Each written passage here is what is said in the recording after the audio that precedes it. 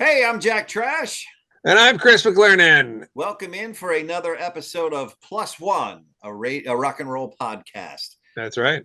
Today, our guest is someone you might not be familiar with, unless, of course, you live up in the northeastern part of the United States. Right.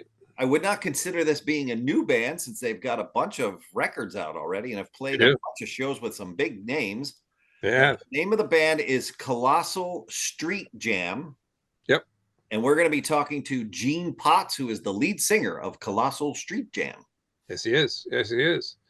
And we dug in a little bit into influences for Gene, because I'm always curious to see where a singer gets stuff, because sometimes they have people that they really imitate, and sometimes they have people who inspire them, and you wouldn't even like, really? I wouldn't have guessed that. And those are the fun ones to me. Yeah, exactly. And you're about to find out. He likes talking music.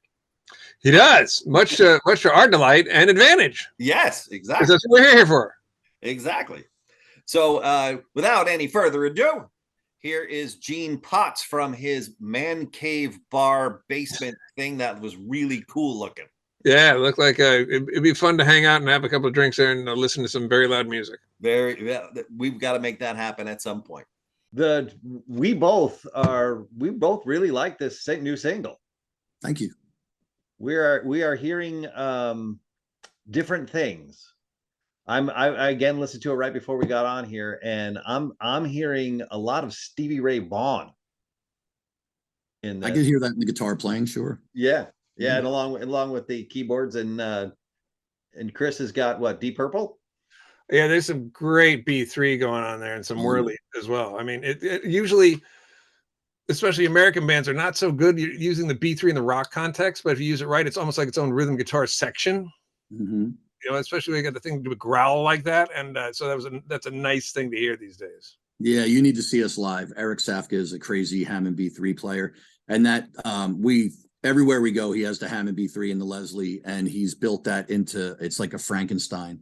It's got a computer in the top of it. He can switch sounds. He can do everything. It's got a clavinet sound. It's got piano. The thing is amazing, and he is an amazing player. And you hear Purple because we are influenced by Deep Purple, Grand Funk Railroad. I was going to say, yeah, Grand Funk. What about Mountain? Definitely Mountain. Our guitar player Sal recorded with Leslie West when he was 19. Sweet. Yeah. So there's some history in everything that we're doing. The people that we played with, Sal's definitely influenced by Hendrix and Keith Richards and Stevie Ray Vaughan, and so you can hear that in his guitar playing. But yeah, I think you both kind of hit it. It's kind of a cross between all that, but that 70s influence is definitely through all of our music.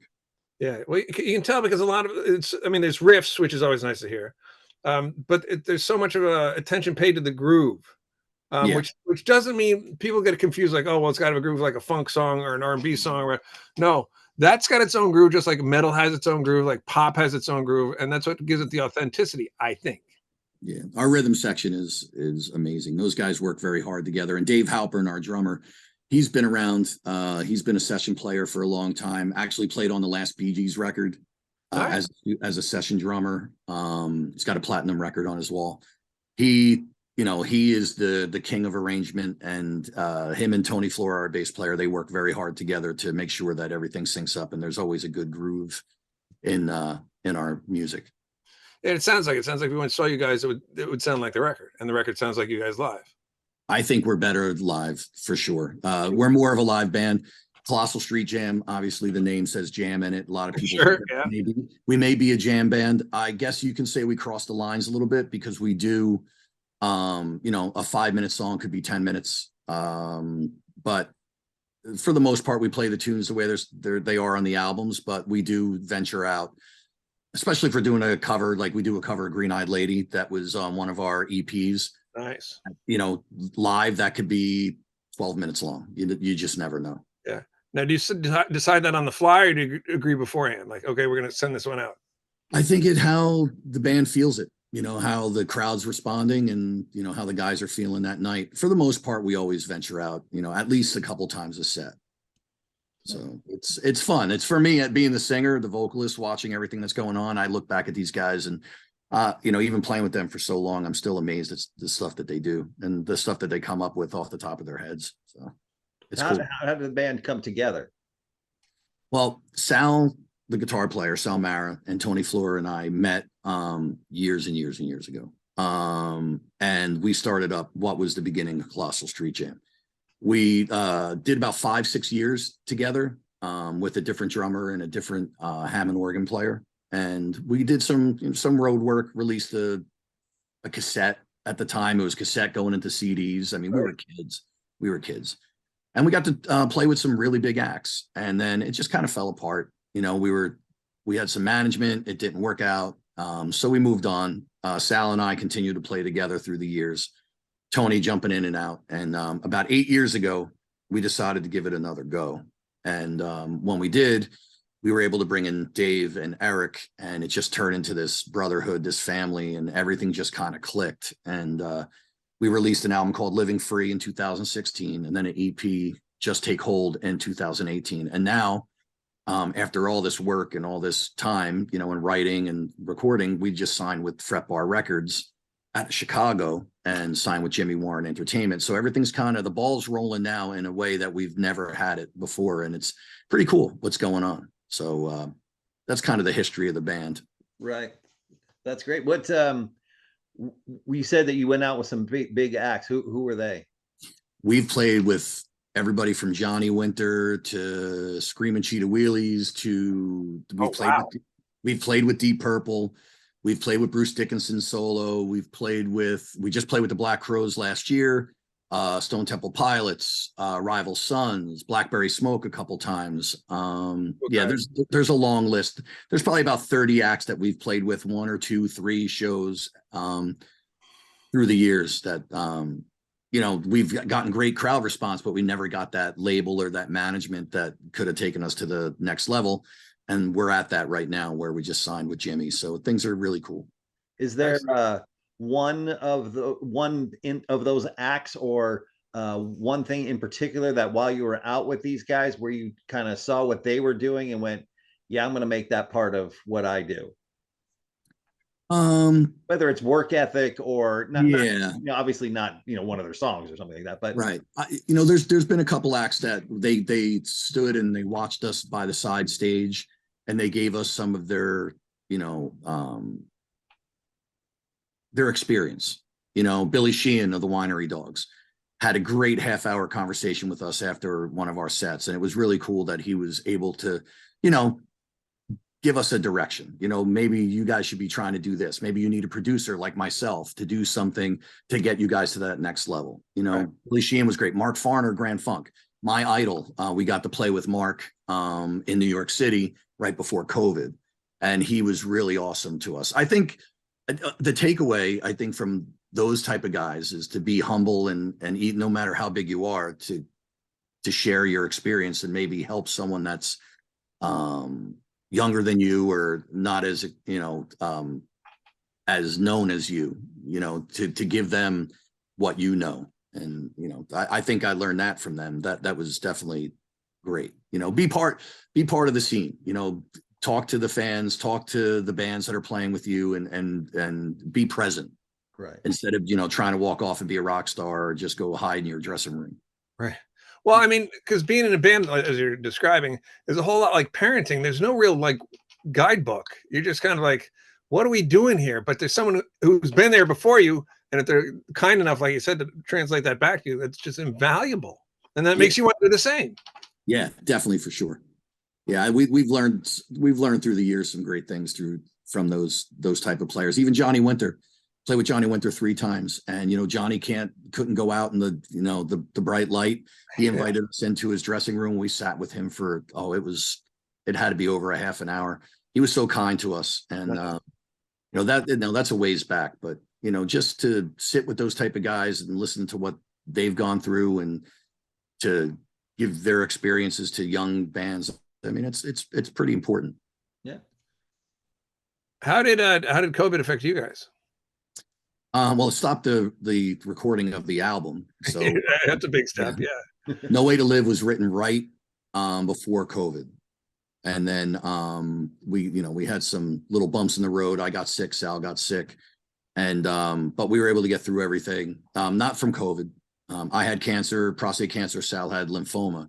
Mm. All during, mine was right before COVID, and my treatments were right through COVID, and then his happened right as everything started getting back to normal. Wow. So we had that, you know, that little 3-tier delay, but we were writing the whole time, whether we could see each other or not. We were still trying to get into the studio, still trying to, you know, send music back and forth to each other. So when we finally did get together, we were able to get this album going. And it's, what's interesting is that this is the first time that we ever wrote an album in the studio without playing one of the songs live. Really? Yeah. We had always written the songs and, you know, bashed them out live for months and months and months, and then recorded them. This whole album is recorded and written and recorded in the studio. Did you go bash them out in the rehearsal hall before you hopped into the studio, or just straight to disc? Well, we rehearsed through the songs for sure, but we didn't get to play them live, which is where, you know, we do our best work, you know, where we get to hash things out and feel what works with the crowd. And we just didn't do it on this one. So it's going to be interesting to see how people like it or dislike it. But I think people will. It's the most diverse thing we've ever done. No Way to Live is very, I'd say it's, you know, it's a riffy tune. We have 3 or 4 riff rock songs like that, but there's a ballad on there. There's an instrumental on there.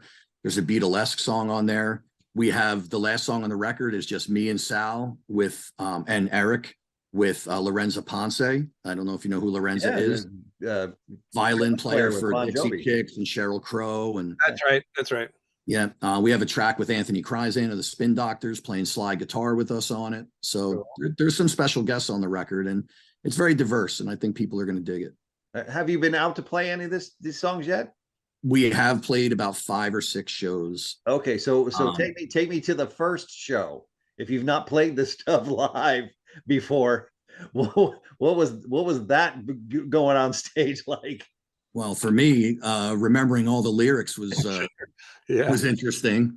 You know, I won't lie. I wrote a couple cheat sheets on the set list.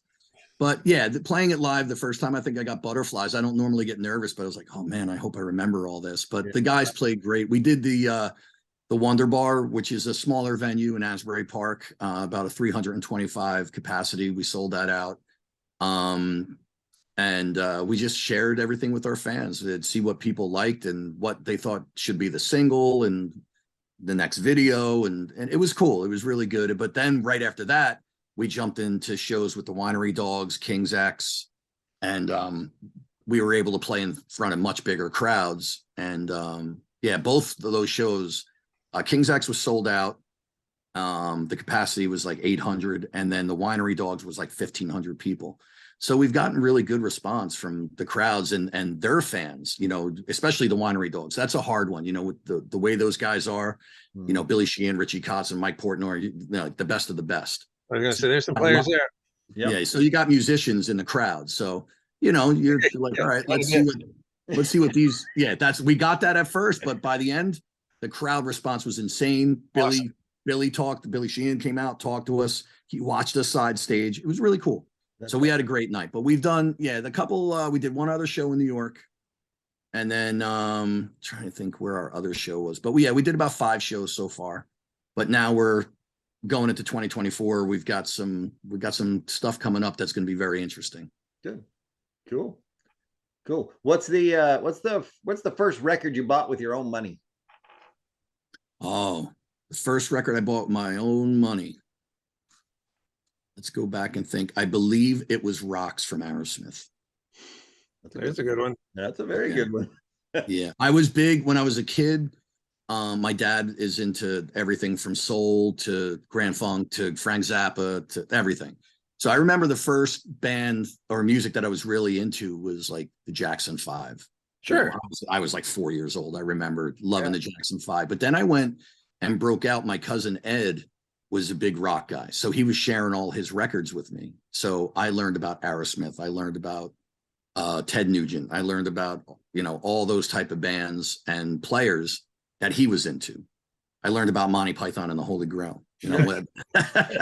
That was his move. That was the movie that he shared with me when I was young. Right. So but yeah, I think it was Rocks, if I'm not mistaken. But then I really went from a lot of the classic rock into metal. I really enjoyed like some really hard stuff. I was a big Anthrax fan when I was growing up. Sure.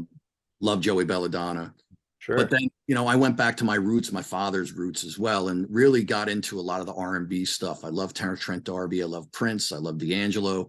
So I kind of run the gamut of music. So I was buying records anywhere from, Aerosmith all the way up to Slayer. Right. And with R&B in the middle of it, so. Awesome. What was the tune that made you stop and just go, oh my God, what is that? And in a good way. That's interesting. I think one of my favorite songs of all time, and I remember it from being a kid, is "I'm Your Captain" from Grand Funk. Wow, nice one. Yeah. Mark Farner, like as I said before, is my idol. Like that's my favorite singer of all time. I love Paul Rodgers. I love Greg Allman. There's so many other singers. I love Jeff Buckley and like I said, Prince. But that was the first song I remember my dad playing.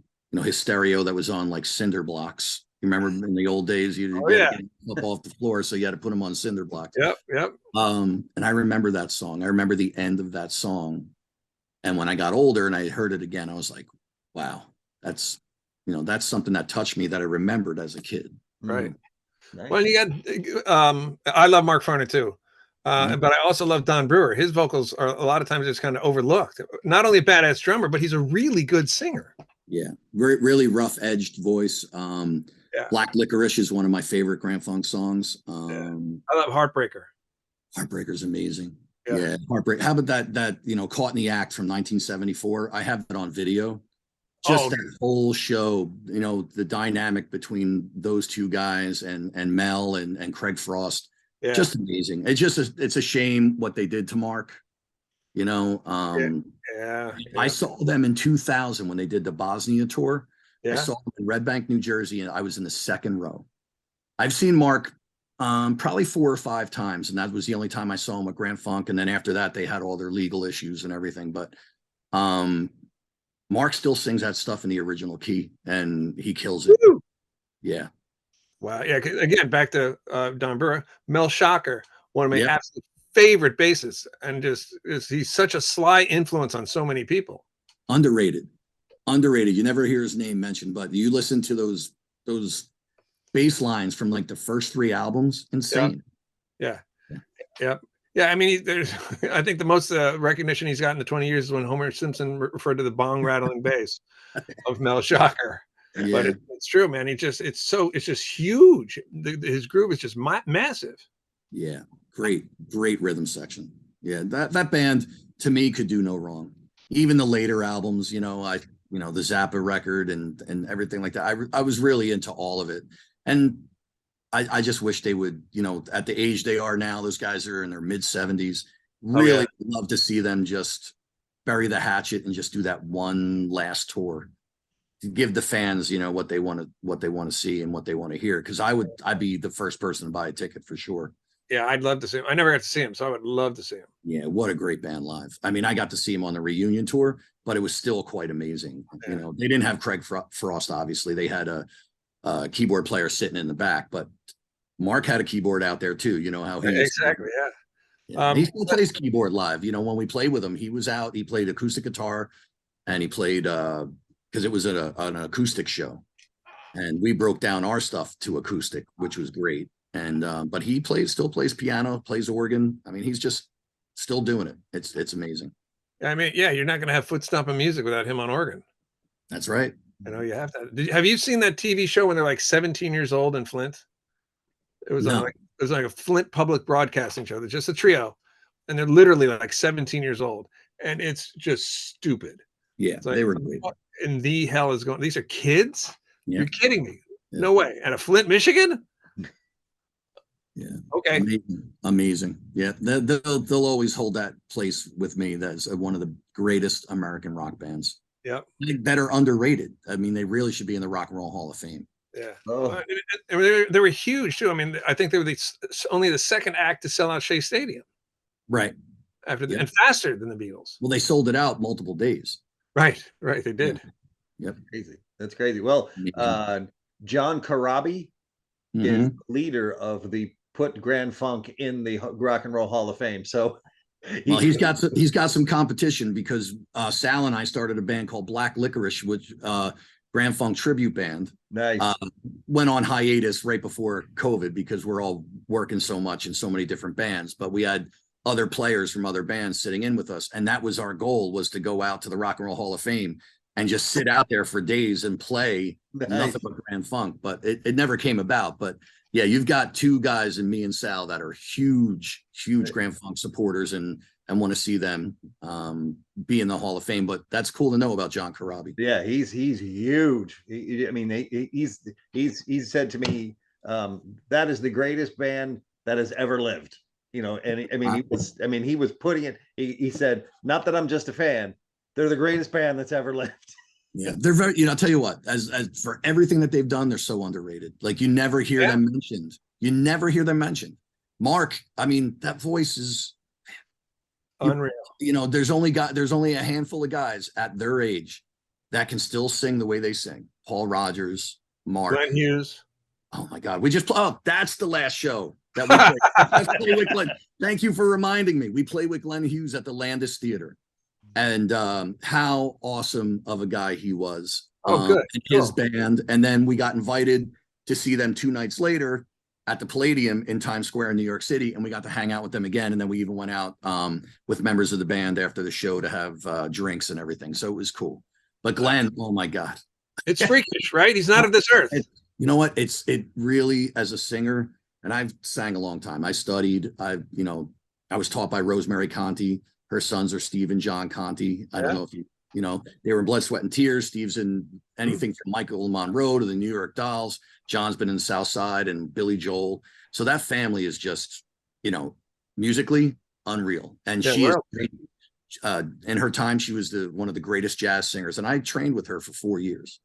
So, and that when I was a kid. And it just, to watch a guy like that in his, 72, 73 years old. Easy. And then go, I could never even imagine doing that. Yeah. And then you just walk away like defeated and pissed off. And I told him too, I was like, man, it's difficult to stand next to you right now because I just want to strangle you. Yeah, it's just freakish to watch him. It's not like, well, let's see how he does this one. He does them all well. And all night. It's not like he's pulling off on anything. And then they close the encore, they do Highway Star.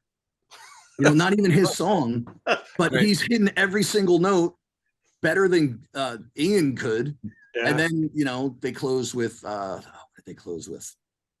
I forget. He had, all those great. He did Mistreater. He did, Probably had to Burn. Stormbringer. Oh, Stormbringer. Oh, did Stormbringer. Sweet. Yeah. So what a great set. And he even went through some of the stuff that he did with Bolin and everything like that. So, I mean, it was, wow. Yeah, it was pretty awesome. And now he's coming back to the US in 2024. And I was really pushing to try and get on some of those shows, but they're bringing Enough's Enough out on tour with them. Yeah. Gotcha. Yeah. They're playing, I live in Charleston. They're playing in Savannah, which is about an hour and a half south of here. So I think I got to catch that one. Oh, you got to catch it. I saw him. We opened up for him. It was just us and his band. And then the Tuesday night, I saw him and Yngwie Malmsteen. So it was interesting to watch Yngwie from side stage. It was really incredible. That's the first time I seen him live. Unbelievable. Yeah, really. He can still really rip it out, can't he? Oh, he can. What's really funny is that, there's a mic center stage, but there's no singer. Yeah. Like you see no singer, but then they're singing. The singer plays keyboards and they have him in the dark. Yeah. It was pretty wild. He was off to the side stage, like all the way over. And then you had the bass player was all the way over. The drummer was in the center, and it was just Yngwie all over the place. And then he talked on the microphone here and there, and then that was it. Right. Mike was just for, a little rant here and there. You're right. But to be honest with you, it was pretty incredible to see live. Wow. Oh, yeah. I saw him with Alcatraz way back when. Yeah. And his technique, by God, you would think it's the same. Yeah, I saw him with Steeler. Wow. That was the second show I ever went to. You win. The second show I ever went to. It was Steeler opening for Quiet Riot right before Mental Health hit. Right. And somewhere I have a Steelers sticker that he handed me because he and Ron Keel walked the line, and I have a flyer for a show at the Roxy or something like that that Keel gave me. You know, it's really cool that Ron Keel listened to the single and he's going to play it on his radio show, which is cool. Nice. Awesome. Yeah, I saw Ron Keel with Keel at L'Amour in Brooklyn, which was, I don't know if you guys know L'Amour in Brooklyn. Oh, yeah. Legendary nightclub back in the day. I think I was 16. And I think it was Keel, and I was trying to think about this the other day. I think it was Keel and Cinderella. There you go. And I just happened to be there. It wasn't bands that I followed. I went to L'Amour more for the metal bands. But my friends and I, we would save up our money for the week, you know, working our little odd jobs, gas station, diner, whatever. And then we would go, and one guy had a car, and we'd go to L'Amour every week, stand in line. Wow. And that's how we got to see all the bands that we, you know, it's crazy the amount of bands and different styles that I saw in that. I saw Faith No More. The first show Mike Patton was on, 60 people. Wow. That's it. No one knew who they were right before the real thing hit. 60 people. Wow. That's great. Yeah, because that record came out and changed damn near everything. Yep. Yeah, and I still love Mike Patton. I just saw Mr. Bungle. Saw Mr. Bungle about 3 months ago at the Fillmore in Philadelphia. Insane. What a show. He really is. He can sing opera, and then he can turn around and be the heaviest death metal singer in the world. It's crazy what his voice can do. Yeah, he's a freak. He's our version of Glenn Hughes for our generation. Yeah. Yep. Very much. All right. So we've only got a couple minutes left. First of all, thank you so much for doing this. We really appreciate it. Oh, thank you for having me. This is nice talking to you guys. I love talking music, and anytime I can talk about our band, I'll go on forever. There you go. All right. So the most important thing is tell people where they can find all the Colossal Street Jam stuff they need to find. All right. Website, www.colossalstreetjam.com. We're on all your social media. Fretbarrecords.com. We just signed with Fretbar. He is pushing out the single right now. The record was supposed to be the end of January. We're doing mid-February to the end of February. 11 new tracks. We're on, you know, Facebook and Instagram and Twitter. Twitter, not so much anymore, but you know, we're doing all the social media channels. The album will be out streaming everywhere. And if you check out YouTube, we have a new video for the song "No Way to Live." So we have a video for the song "Seconds," which we put out on our own before Fretbar jumped in. So that's probably going to get re-released as well. And rumor has it we're going to be on tour in 2024 with the Icons of Classic Rock tour. So we're waiting on the dates, and we'll probably be out there with some pretty big vocalists from the 70s. So we'll see what happens. Awesome. All right. I think I know where you're going with this one.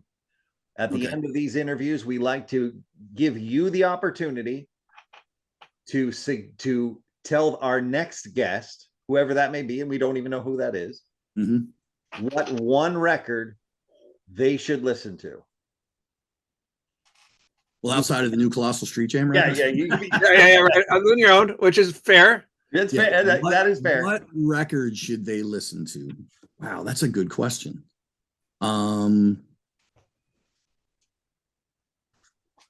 Well, we're going to stick with what I know, and I'd say go listen to the Red Album.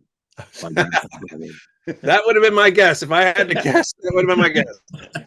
I kind of figured I knew where you were going. Well, I was going to go One Night Alone by Prince, but I don't think that, you know, but no, I think keeping in what I believe in and what influences me, I think that record right there is Colossal Street Jam, and me and Sal and the guys in the band. You know, I think that's what we sound like, you know, especially live. Perfect. Awesome. Way to go, man. Right on, Gene. Well, thank you so much again for doing this. We really appreciate it. Thank you, guys. It's been a pleasure. I hope to get to meet you in person someday. Absolutely. Same here. Yep. Tour south. Yo, travel safe too. There's some stuff coming. All right. We'll Sounds keep good. in touch. Yep. All right, man. Sure. All right. Take care. Take care. Bye. A very cool conversation with Mr. Potts from Colossal Street Jam. Yeah. I mean, for myself, selfish interests alone, we had that big Grand Funk left turn there. Yes. Because I've always said that those two guys, Mark and Don, are just incredible singers. And Grand Funk sold a lot of records. I mean, a lot of them. They're just kind of like an afterthought now, which is crazy. Yeah. It's huge. They were huge. They sold out Shea Stadium faster than the Beatles. That's incredible. Yeah. I'm gonna admit it right here in front of you, God, and everybody. I'm don't know a whole lot about Grand Funk. I know Do the Locomotive, and sure. You know, and they just weren't. I just missed them, I think. I would guess you did, yes. And because you know, I was on the West Coast, and they seem like they're more Midwest to East Coast. Yeah. But I'm definitely going to go find the Red album. That's for sure. Yeah. Well, I mean, there's a lot of tunes, like I mentioned, Heartbreaker in there. I mean, as soon as you hear that, you're like, oh, that's a template for so many songs. Right. And they were just so young. There's a YouTube clip of them out like age 16 or 17 playing on a Flint, like a public access TV show or something. Yeah. You're like, they're 17? Crazy. They're just unbelievable. Unbelievable. Yeah, if you look at their visuals on the Shine and On tour, you see Van Halen all over them. Wow. All over them. But I mean, they were kind of the Van Halen vibe. Get out, good, feel good, get out there and play and go. Yeah. Yeah. Go. And just a great live band. I mean, the live record tells you that. Whew, so good. Yeah, it's definitely something that I'm gonna take that dive into, because there's not a whole lot of bands anymore, for me that I don't know about or have not, gone in and experienced it. So these are kind of fun for me if once there's, we get turned on to a new band. Yeah. And I was, and I think I talking about this, like, I really love a good B3 player. Right. Because it's such a thickness to the sound of the band. It just sucks up all these frequencies. Just give this. I love it. Yeah. Absolutely. They've got a good one. They've got a really good one. Yeah. So their new record, No Way to Live, comes out next month. Well, is it February? Yeah, February. So that's like 2 days. Right. 2 days from now. You could watch this in June. It'd be 4 months ago. You never know. Right. Exactly. So, we never know when you're going to see this. So it'll be out in February 2024. Mm-hmm. So go find it, pick it up. I love the song. It's the only thing I've seen. And the video is really good. So I'm looking forward to hopefully the surprise that he alluded to is playing somewhere down here where we can go see them. Yeah, I'd like that very much. Yeah, and I think if they're near you, go see them. Yeah, for sure. I mean, they've got an experience. They're going to be a really good band, no doubt about it.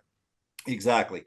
So we've got Grand Funk, the Red album, and we've also got Hank 3, as that's what Mickey Finn from Jet Boy suggested. Mm-hmm. So I've got a couple of them that I got to get to and start listening to. We got to find that Red album though. It's hard to miss. Yeah, it's very rad. You can see it pretty good. Plus, you got Mel Shocker's just right there on the cover, and we mentioned Don and we mentioned Mark, but Mel Shocker is just such a mofo on the bass. Oh my God, just on. I mean, if Homer Simpson refers to him as the bong rattling bass of Mel Shocker, that says something. Yeah, absolutely. Very good. All right. Well, this has been a fun one. We'll be back next time with another guest who I think we know who it's gonna be, and it should be a pretty fun one. Yeah, I agree. I think I know who you're referring to. Yes, I hope so. Until we speak again, I'm Jack Trash. I'm Chris McLernan. And live your life to 10+1. And we'll see you at Wilco.